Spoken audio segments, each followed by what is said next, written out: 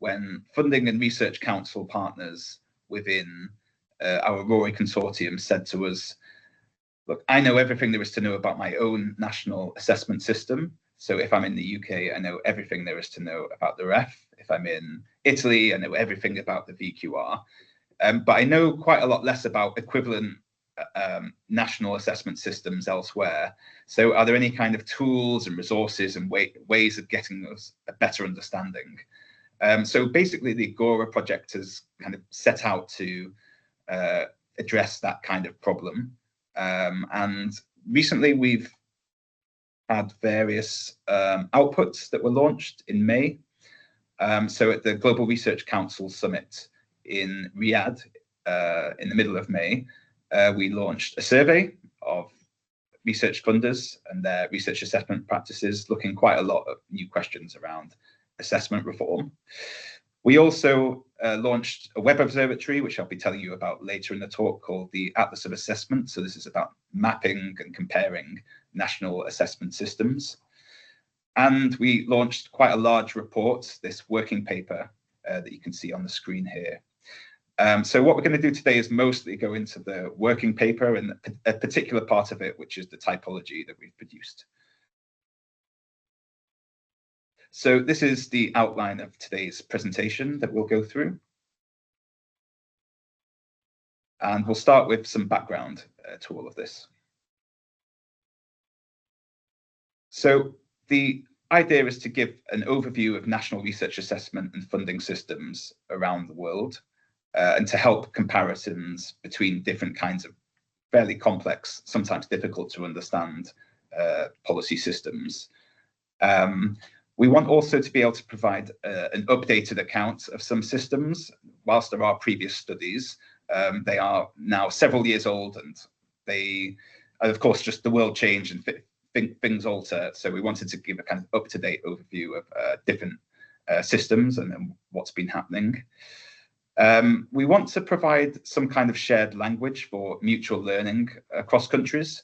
So lots of country systems are very, very different, but there should also be some sort of basis for comparing between systems, and not just having products only that are kind of buried in, paywalled academic journals that are quite hard to find, but to have also useful resources.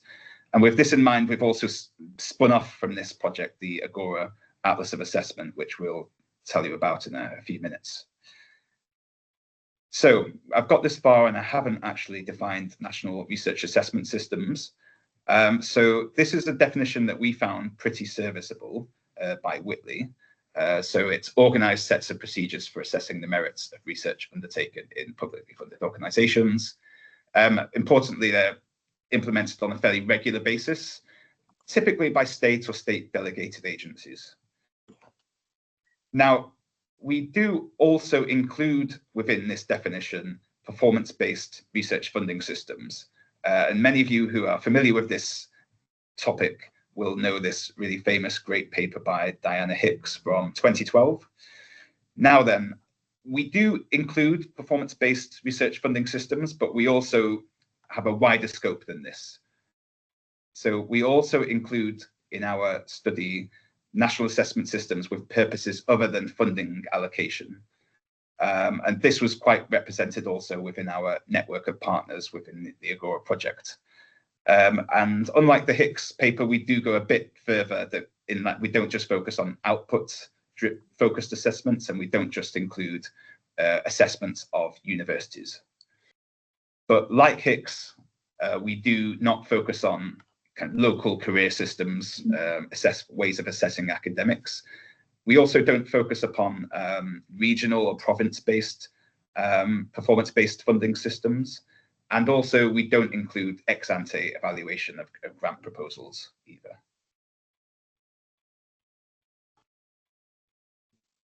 So our work continues quite an important tradition. There's not a huge number of studies that have done similar comparative analysis and looked across different countries and come up with typologies. I think having experienced this project, one of the reasons for that is it's very hard to do and it's quite a lot of work and effort. But I became very awestruck by these studies as I kind of went through this process because it's not the easiest thing to do because there's so much complexity, so much difference.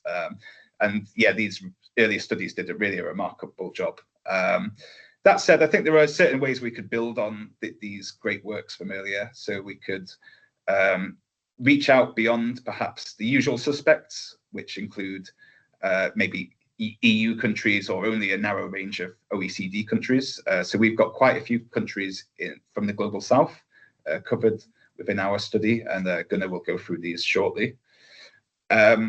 Also, we have collaboration with country-specific experts. Again, I'll go into that in a moment. The aim really here is to try and strengthen the evidence base for research assessment reform, which is quite a new development. So it isn't really very much covered, if at all, in these earlier studies. So the research questions that we set out to address within this report are as follows.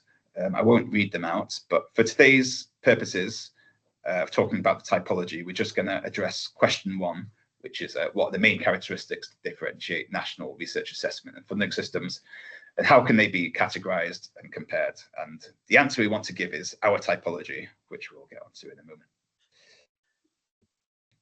In terms of how we constructed the typology, like some earlier studies, you have country-specific experts, obviously located in different countries, and they provide feedback and information to a kind of core research team.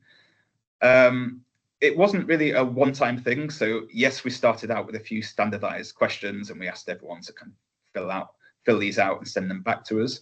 But as things developed, we went back to people several times. We did our own bits of desk research. It was a very iterative process, really. And the country experts as well commented and gave feedback and criticisms of our typology to try and really refine this.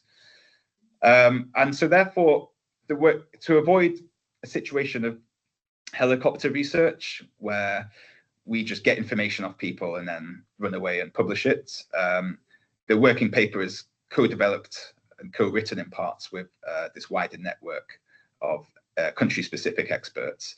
And so therefore they are co-authors on the working paper. So you'll see the working paper has over 20 people on the front, and that's why.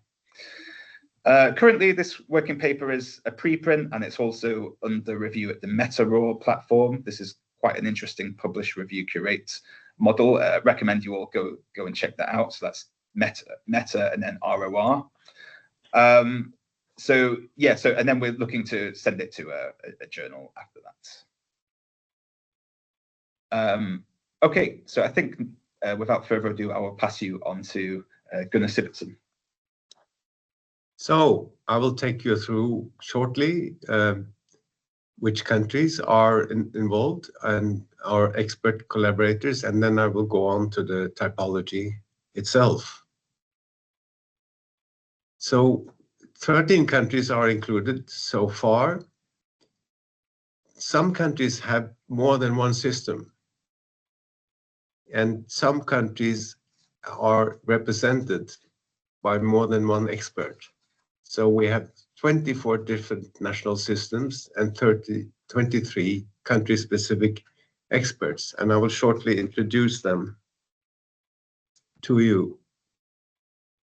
So we have Argentina with its 3 systems for different levels and different purposes. We have Australia with the 2 systems that have both been dismissed, but Australia is still interesting for comparison, and also that things might change even further in Australia. Then we have Brazil with its 2 systems. We have Chile. We have China, 4 systems, 3 systems for the university sectors and a 4th system for the research institute sector. Then we have Colombia We have India. We have Italy.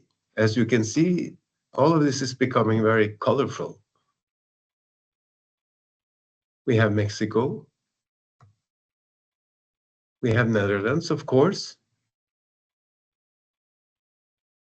We have Norway, of course.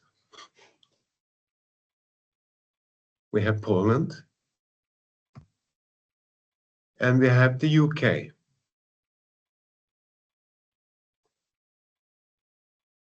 Now to the typology. First, an overview. There are 4 core aspects, and then there are 4 additional aspects.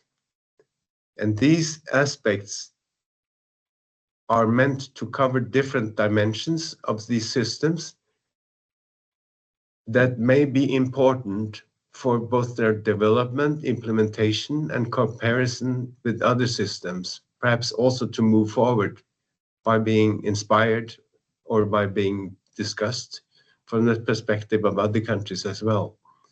So typology is also meant as a basis for continued development of these systems by creating a common language for understanding them.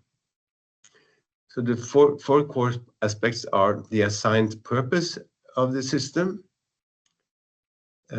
which is often taken for granted, but when you move to the next country, you might see that the system is there for another purpose.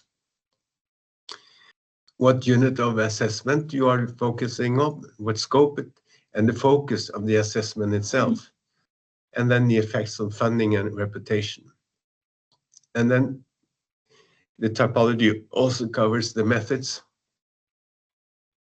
the type of performance-based institutional funding, if the system has this function, and then the basic understanding of formative versus summative systems assessment, whether it's backward-looking or forward-looking in a strategic sense, and then how it's implemented and what governance it has.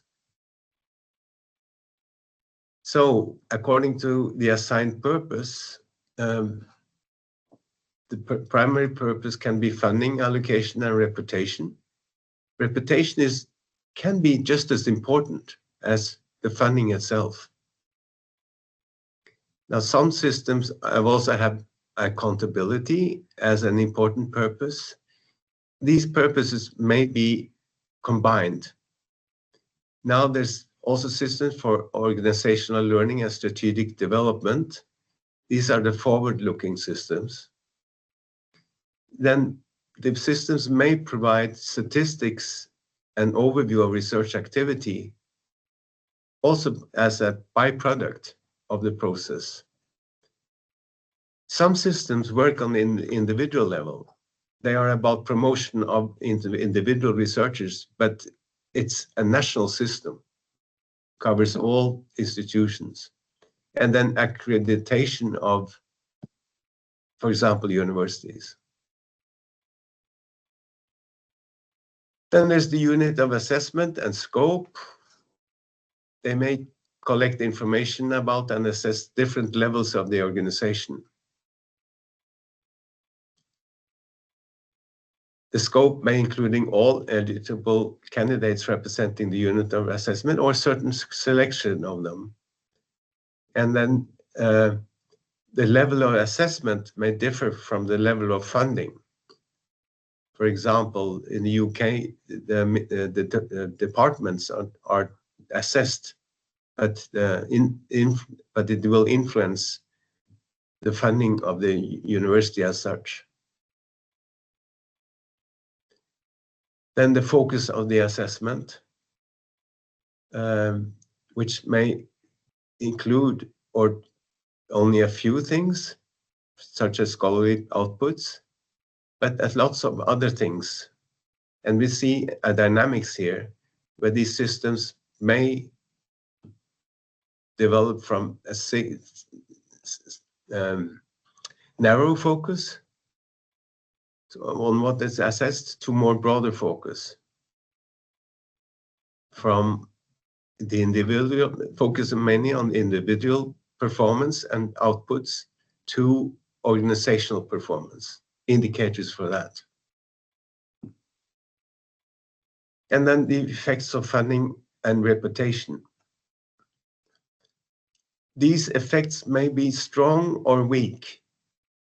So systems that seem similar may have very different effects on funding and reputation. And that also determines much of the discussion of the systems.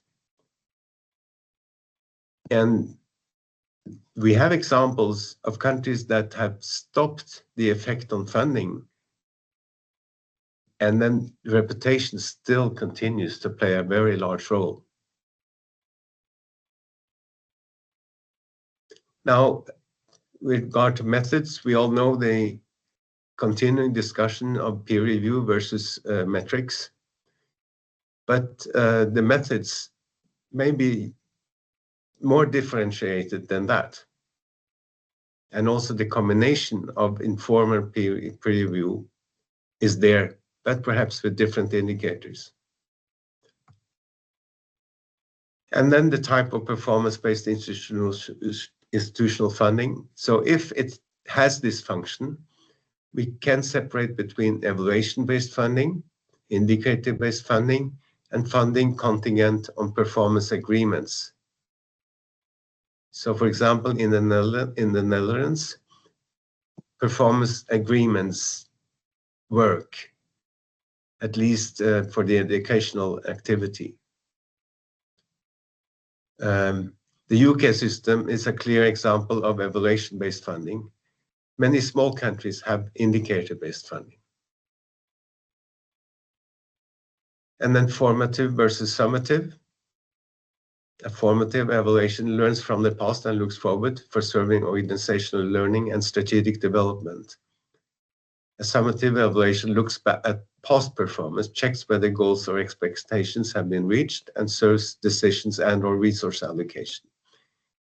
Now, this distinction is, we feel, important for a deeper understanding of how the system works in a country, and also whether it moves backwards and forwards according to this distinction. In organizational life outside academia, formative evaluation is much more used. Within academia and in the funding of academia, summative evaluations are more prevalent. So it's interesting in this respect to compare to the rest of society. And then finally, we have governance, because these systems may look similar, but they may differ also according to the role of the agency responsible, the involvement and collaboration with the academic community itself in the design, implementation, management, and evaluation of the system. Some countries, the systems are established from outside. In other countries, there's interaction and learning. And then the transparency and predictability of the methods and results, and whether engagement or involvement is mandatory versus voluntary, or it can also be incentivized. So now I have gone through the typology, and we have also summed up what is novel in our approach compared to the other similar overviews of national assessment system. And we think that, and we also hear from our country experts, that we have in fact created a shared language for understanding and comparing complex policy instruments. The different countries say that now we can talk to each other about the systems, because we have made them comparable through the typology. And then we have also brought together an extensive network of partners. And we have created a common platform also in English for information that may appear in that different documents and languages locally. And then we think that instead of having this best practice discussion all the time, because these systems must be understood on the background of how, for example, funding is spent in national context. So unlike the reform of research assessment at the individual level, as with FOIR as an example, you cannot expect countries in the same way to align to the same principles, because it's also about the tradition of spending taxpayers' money on research institutions. And these processes and criteria have different backgrounds in each country. We also look at the reform of research assessment and the movement towards responsible research assessment while looking over the countries. We want to create a kind of dynamics between our empirical objective information about these systems and the possible inspiration from responsible research assessment. And then, of course, as you have already seen, we have included several countries that are not usually discussed in the literature. And now, finally, for our further work. Yeah, so where are we going next with all of this? We've presented what we're doing, what we've done so far. So we've got lots of things in the pipeline. The immediate step, of course, is to take on board reviews on the paper and try and improve the paper and find a publication venue for it. We also want to try and continue validating and adjusting the typology and adding new countries to it. And we hope that others will, of course, use the typology themselves for their own studies and for their own insights, and maybe adjust it or critique it or develop it as needed. And going forward, we want to continue adding to our Atlas of Assessment, which I'll now tell you a little bit about. So this is an online observatory launched last month that gives you a view of different national assessment systems from around the world. So you have this landing page where you can, for example, hover your mouse cursor over a country with a national system, and then you can drill down into it. And you can also select from a drop-down menu of options, which are perhaps a little bit too small to see on this particular figure, but that allows you to select certain aspects of the typology, like the focus of assessment or the purpose of assessment, and compare and find countries with similar kinds of focuses or different focuses. And we also have Wikipedia-style summaries of individual assessment systems. So these were curated by our team in conversation with our network of experts. And as in this example, Poland has 3 national assessment systems. So you're able to move back and forward between one or the other system on each page. Now, so far we have 13 countries included, and about 23, 24 systems in total. We really want to be growing this a lot more. We have, in a sense, global ambitions, so we want to be getting as many countries as possible. I'm going to leave a QR code, a link to this Atlas of Assessment at the end. So please do drop me a line if you know of a national assessment system. Maybe you're in a country with a national assessment system that isn't featured on this tool yet and you want it included. We're really keen to hear from you, so please do get in touch.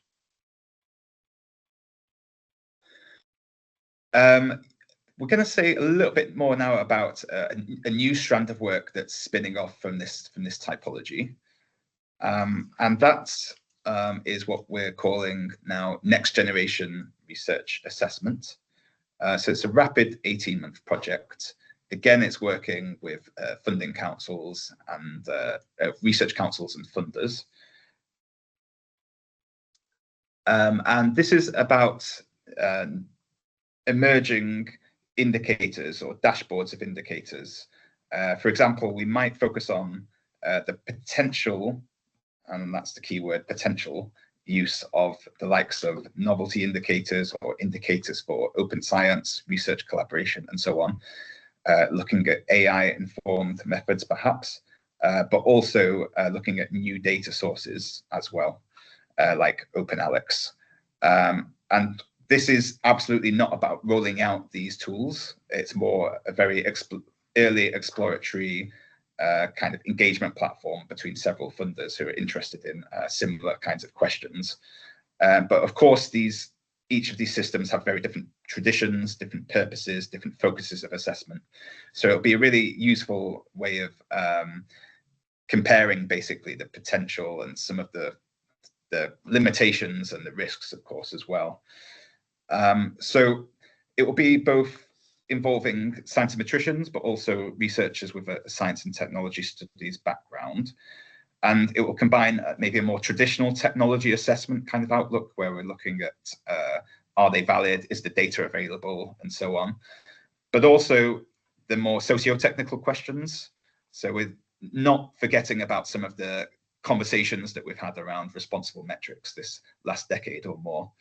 So we're focusing both on can we questions, the technical stuff, but also should we questions. And the idea is that these kind of conversations around responsibility can be really built in upstream. So rather than just rolling these kinds of systems out and then realizing there's a problem and then trying to somehow, hold back the tide, you are actually, from a very early stage, kind of deliberating carefully on these kinds of things before anything is actually introduced or rolled out. And one of the things we want to be exploring here, going back to the typology, is perhaps a slightly underutilized element of national assessment systems, and that's whether indicators and data sources can be better used for statistics and overviews of systems. So getting this kind of strategic intelligence about where a discipline or a research system is going. So this is something that we want to be exploring here. And finally, as well, a commentary piece that is in the pipeline with Gunnar and a colleague, Lin Zhang, who's a co-author on this working paper as well. So recently, there was more of a dialogue in the last 12 months between scientometricians and the Kawara initiative. So this was probably not there in the last 12 months. And we want to try and revisit the questions of evaluative bibliometrics in the context of national assessment systems and think about, for example, the fit between what's known about strengths and limitations of indicators for national assessment systems and compare that with some of the recommendations both within Kawara, but also earlier statements like the Leiden Manifesto, which were perhaps implicitly a bit more suited towards individual level and funding level assessments. So really reevaluate these principles and kind of see where the overlaps are, but also where some of the differences are between responsible metrics types of statements and also some of the current developments. So quite a lot of work ongoing. Really excited to hear about any questions or comments you have for this. I'm going to leave up on screen for a few moments QR codes. So here you can access either the working paper or the Atlas of Assessment. But thank you very much for your attention, and I will probably stop sharing in a moment so as we can see people. And I'm going to chair this, so any questions, please raise a hand or add something in the chat. Thank you very much.